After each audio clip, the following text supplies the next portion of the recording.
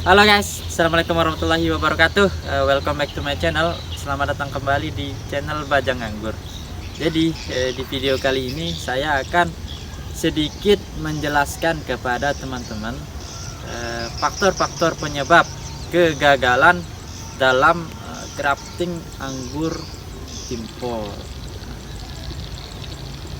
Apa aja faktor penyebabnya? Simak terus video ini. Buat yang belum subscribe, jangan lupa subscribe channel ini. Let's go. Jadi berdasarkan pengalaman saya teman-temannya, di dalam membibitkan anggur import atau di dalam grafting anggur import itu saya rangkum ya menjadi 7 penyebab kegagalan atau 7 faktor-faktor penyebab kegagalan pemula dalam menggrafting anggur import. Faktor yang pertama itu adalah teman-teman, khususnya untuk pemula itu terkadang ya belum mengetahui yang namanya kalus. Jadi teman-teman setelah mengcutting anggur impor itu langsung digrab. Nah, itu yang menyebabkan teman-teman pemula itu banyak gagalnya dalam menggrafting anggur impor. Karena apa? Karena cuttingan ya, apalagi cuttingan fresh yang tidak diberikan perlakuan apa-apa ya, khususnya untuk pemula itu belum mampu untuk menyerap nutrisi ya, belum mampu menyerap nutrisi langsung dari media tanamnya teman-teman. Nah, sehingga hasil graftingannya teman-teman, entres yang teman-teman tempelkan di cuttingan anggur teman-teman yang masih fresh dan masih belum berkalus itu tidak mampu untuk melanjutkan pertumbuhannya. Makanya kebanyakan ya, graftingan anggur dari cuttingan fresh itu nggak lanjut ya pertumbuhannya, atau banyak yang gagal atau banyak yang gosong. Nah, lalu faktor yang kedua ya teman-teman, terlalu lama entresnya itu disimpan. Apalagi cara menyimpannya itu tidak bagus ya. Makanya terjadi penguapan akhirnya di entresnya kalau tidak disimpan dengan baik dan benar. Makanya kenapa graftingan anggur teman-teman, kalau entresnya itu udah disimpan lebih dari 3 hari itu banyak gagalnya ya, karena memang sel-sel yang ada di entresnya itu sudah mulai pada mati ya, sehingga tidak bisa melanjutkan atau tidak bisa seprut seperti yang teman-teman harapkan. Makanya saya sarankan ya buat teman-teman pemula, kalau bisa ya dalam grafting anggur itu entres yang digunakan itu fresh entres ya. Teman petik entresnya ya, diusahakan juga ya panen entresnya itu jangan pada saat hujan. Nah, jadi diusahakan entres yang teman-teman itu juga ndak terlalu basah dan juga ndak kering gitu ya teman-teman grafting. Itu insya Allah ya persentase keberhasilan teman-teman menggunakan entres yang ndak nginep atau entres baru teman panen atau baru teman gunting atau baru teman petik itu langsung di grafting. Nah, jadi faktor yang ketiga yang saya alami itu teman-teman terlalu mudah dalam memilih entres. Nah, entresnya itu terlalu mudah atau terlalu entres sayur ya. Entres sayur ya kalau digrab menggunakan cuttingan anggur itu persentase berhasilnya itu minim ya, terlalu mudah. Kenapa dia persentasenya minim? Ya karena dia masih muda, entresnya itu masih lembek, sehingga penguapan dari entresnya itu sendiri itu cepat gitu, sehingga entresnya itu cepat layu dan menghitam kemudian gosong, sehingga teman-teman gagal dalam menggrafting. Nah, lalu faktor yang keempat itu ini ya teman-teman, jadi merupakan faktor yang menurut saya itu yang paling penting ya, yang paling inti dalam menggrafting anggur impor. Nah, apa itu? Nah, jadi faktornya itu adalah sayatan ya.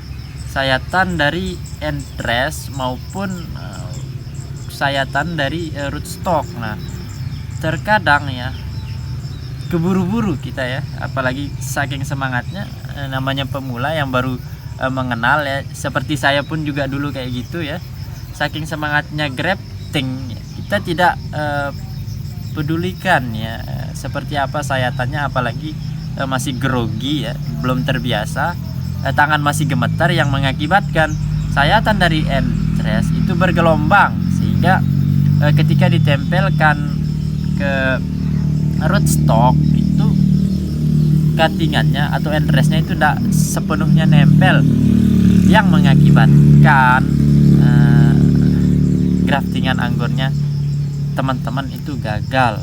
Bisa jadi juga penyebabnya itu karena silet atau gunting atau alat yang teman-teman gunakan itu nggak tajam ya, atau sudah tumpul, sehingga kambium dari entresnya itu menjadi rusak ya, yang mengakibatkan ya tadi, yang mengakibatkan graftingan anggur teman-teman itu menjadi gagal. Nah, lanjut ya, faktor yang ke-5. Jadi faktor yang ke-5 itu tempat nyimpannya teman-teman ya, tempat nyimpan hasil graftingannya.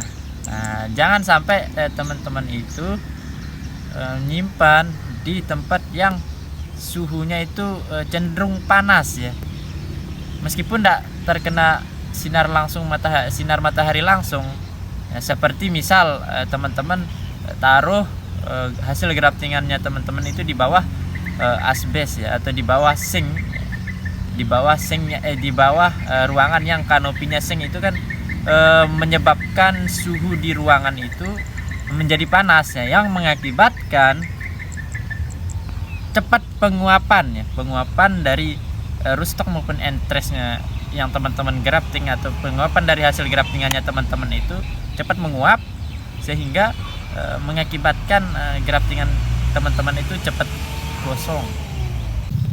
Nah, faktor yang ke-6 itu adalah dari media yang teman-teman gunakan. Nah, kan beda pengangguran ya, beda pengalaman, beda-beda media yang digunakan, tetapi sangat saya sarankan ya, kalau teman-teman itu membuat media, hati-hati menggunakan pupuk kandang ya, karena apabila pupuk kandang itu tidak terfermentasikan dengan bagus, itu akan mengeluarkan panas ya, yang mengakibatkan akar-akar muda atau kalus dari cuttingan anggurnya teman-teman itu menjadi rusak ya, atau menjadi busuk ya, karena panas dari pupuk kandang yang teman-teman gunakan.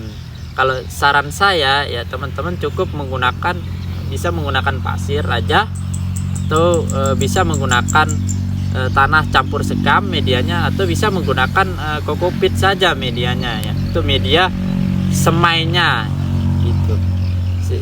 Yaitu setelah saya praktekkan ya, kalau saya itu menggunakan media kokopit saja, itu alhamdulillah persentase berhasilnya itu cukup lumayan tinggi dibandingkan dengan dulu pas awal-awal saya grafting anggur. Nah, lalu faktor yang terakhir ya teman-teman, faktor yang ke-7. Nah, yang namanya pemula ya, jadi saking semangatnya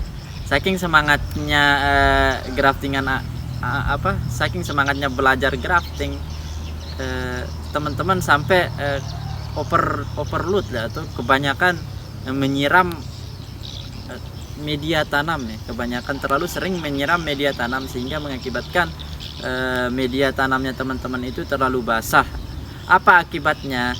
Akibatnya kalau media tanam itu terlalu basah, akar-akar adventif atau akar-akar muda dari rootstock anggurnya teman-teman itu akan mengalami kebusukan ya, atau akan mengalami kerusakan sel, yang sehingga mengakibatkan rootstocknya teman-teman itu akan busuk dan kering. Makanya disarankan ya buat teman-teman cek terlebih dahulu media tanamnya teman-teman. Kalau dirasa masih basah ya, atau kalau dirasa masih tanaman atau graftingan anggur teman-teman itu masih segar, ya, jangan terlalu sering disiram. Sesuaikan dengan kondisi tanah ya. Jadi teman-teman harus sesuaikan dengan kondisi media tanamnya teman-teman. Jadi itu tadi ya 7 faktor yang saya rangkum menurut pengalaman pribadi saya sendiri penyebab kegagalan anggur impor. Ya, terima kasih buat teman-teman sudah menyempatkan waktunya untuk menonton channel ini. Sampai jumpa di video-video berikutnya.